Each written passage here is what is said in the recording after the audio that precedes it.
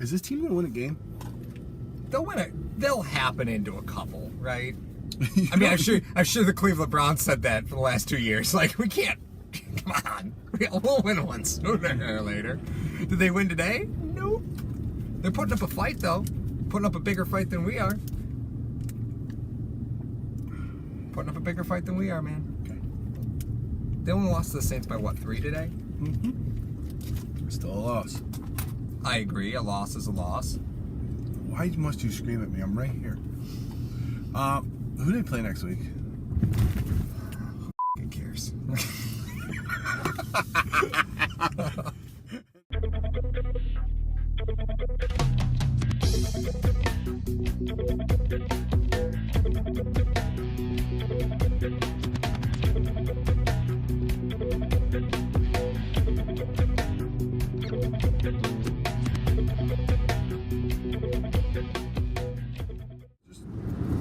Just so I know, you're not going to quit halfway through this show, are you? Well, you're driving, so it would be pretty dramatic, wouldn't it? Tuck and roll, Grandma! I'll slow down to 30. Oh, that's so nice of you. Little bit of a different animal today. Bills at home. Yeah. As you know, they lost 31-20 to the LA Chargers, which I think a lot of people expected. Now, I mean, the first week was kind of like a shock because everyone had high expectations for this team, but now they come and they lose to LA, who Philip Rivers said in week 1 he should have threw for 600 yards. At one point, Rivers was 7 for 7, 8 for 8, whatever. Guys were open all over the place. Yeah. A lot of people are going to speculate if McDermott took over play calling at the beginning of the game, would it have been different? Yeah, but I mean, look at Leslie Frazier, man. That defense was solid last year. Right? But you look at what that defense lost, right? You know, Preston Brown in the middle. We replaced him with a much more athletic, but mistake-oriented player. Like, it's just, I say mistake-oriented in a very positive way because he's going to make mistakes. You just don't want to see the same ones over and over again. So far, we've seen him sucked in with play action into the run game. We've seen him sucked into play action, singling them out in man coverage on the running back. True. You know, so... You got him covering Keenan Allen in the middle. Yeah. Well, I mean, that's, again, just good game planning. That's a good offensive coordinator. That's just good game planning. I can't get mad at that. Well, I mean, you gotta understand this, too. You mean, even though Vontae Davis isn't who the Bills expected him to be, he quits at halftime. That was a guy that you were going all week with in your first team defense. Well, and he quits. And he's the free agent that you signed first because he wasn't on a team last year. So he's been on the team the longest of all the new guys. Yep. Just brutal. And there's also a big difference. People are going to always compare Star Latulippe to Marcel Darius, but they're very different animals. Did you see San Diego run the ball inside today? No. That's why he is there. Yep. He's there to stop the run inside. That's it. That's his only job. He's not going to get after the quarterback. Any sack that he gets will be because the quarterback had to step up because there was pressure on the outside. He's going to get walk-in sacks. Yeah. That's it. Yeah. But you will not see teams run on the inside. That's a positive. Unfortunately, you will not see teams be afraid of our pass rush on the outside because Trent Murphy was a ghost. The only time I saw him all day was when he was making a tackle 15 yards downfield. I like to respectfully disagree. In the first half, I saw him get in the backfield a few times. He did get back there. True, didn't get 2 Rivers, but he was, compared to last week, yeah, he was getting around the edge a little bit. The thing that questioned me was I put out an APB on Jerry Hughes. Where was he today? Showed up in the second half for a play. He showed up. He showed up in the second half to get his first sack of the season. We talked about earlier in the year about the 2017 Bills. He only played 66% of the snaps. So it's one of those things where he could have still been only playing 66% of the snaps when McDermott was calling it last year. So it's all about you, Jerry. Yeah, it's all about you. Yeah. I don't know, but he was. I mean, Yarborough was coming in for him. I saw more of Ramon Humber today than I wanted to. I mean, what in the hell was he doing on special teams? Good God. Our special teams are not good. We do not do the football well on special teams. We don't do anything like that. Yeah, we do not play good football on special teams. While we drive, because that's how good the special teams is for the Bills. What was Logan Thomas thinking of trying to touch that ball on the 2-yard line with 4 defenders around him? I'd cut him. Logan Thomas? I'd cut him. Well, you're going to have the roster spot with Vontae Davis being open and make a pretty big statement to cut Logan Thomas. He olayed a block. He olayed a block that got Josh Allen sacked. I don't know what he was thinking there. That's Logan the thing. Thomas did not play well today. What are you playing in the backyard with your buddies and stuff like that? It's like, oh, I'm gonna pick this up and run 98 the other way. Like, what are you doing? You trying to get 15 yards? Going from the 2 to the 3? What? That's not worth the risk. It's not worth the risk. I don't get it. I mean, going back to the defense though. I mean, obviously, we talked about it on the broadcast. There was a definite. I mean, everyone could see there was a definite difference between the first half and second half. It reported after the game that McDermott took over play calling duties.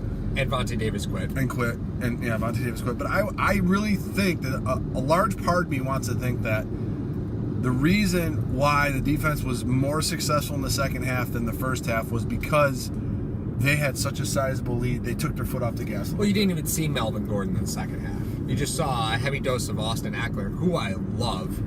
He's a beast. I love him. But you saw a heavy dose of him. You still saw their wideouts because they run primarily 3 to 4 wideout sets most of the game. They really don't go tight very often. Yeah, Williams, Allen, and both Williams. This was a good game to get Antonio Gates back into game shape, and you still didn't see him. You saw Rivers try and force a TD to him down near the goal line, but this would have been a good game to get Gates like some playing time, and you just didn't see him out there. So that tells me that Antonio Gates isn't really totally where he needs to be yet.